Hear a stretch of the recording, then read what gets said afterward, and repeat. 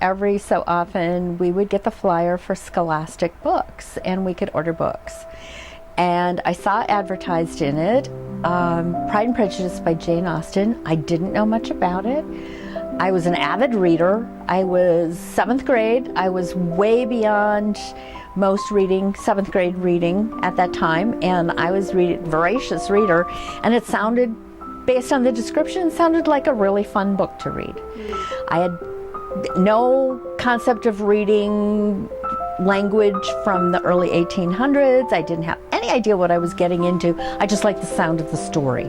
So I ordered the book through Scholastic for 50 cents. First time I read it, I know I stumbled through it because I was in 7th grade and I had no idea the language, the syntax, the sentence structure, the vocabulary, how formal they talked. I could follow the plot. And I loved it. It made me laugh. I liked the author, and I thought, this is a book I'm going to want to read again and again. I still have the book. It's my first copy of Pride and Prejudice. Of the 10 that I think I do have right now, I still have the original from Scholastic Book Club.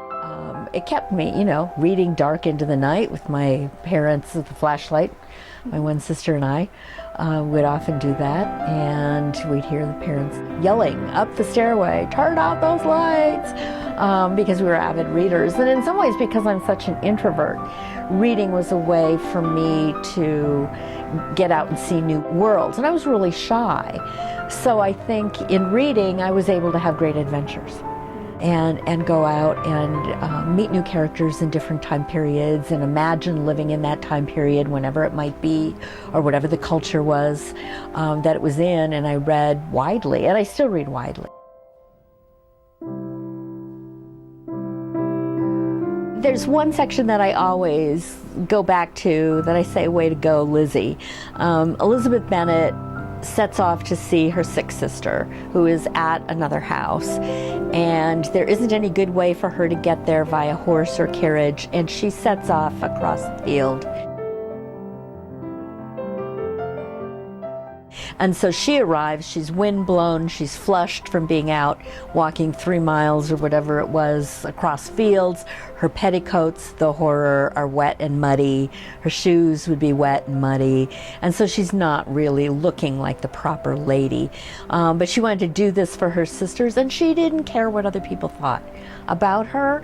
And that's always just stuck with me. And I'd always, even back in 7th grade, I just wanted to say, okay, you don't always have to be the good girl. You don't always have to be proper to do what you think is right. I think seeing strong women, both in my life and in the literature I read, made a difference. I thought the book was funny as all get out.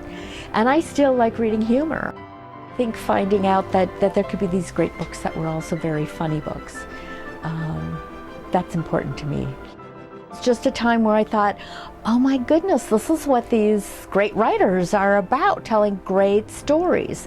And I wanted to read it again. And I think I reread Pride and Prejudice at least twice a year, all the way through until I graduated from high school. Seriously read it twice a year. And each time I got more out of it. I loved the book. I loved the characters.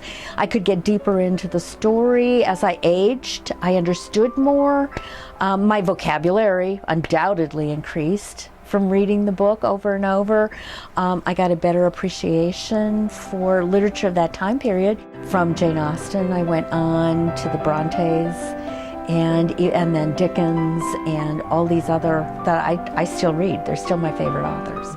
Now, it's years between my readings of Pride and Prejudice, but I adored the book. And I think it really turned me on to reading the classics.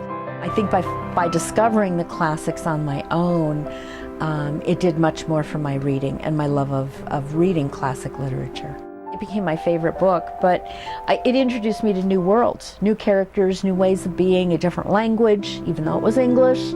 And I think that sparked an interest in me continuing to do that. All of that just kept me going and really wanting to share the love of that literature with other people.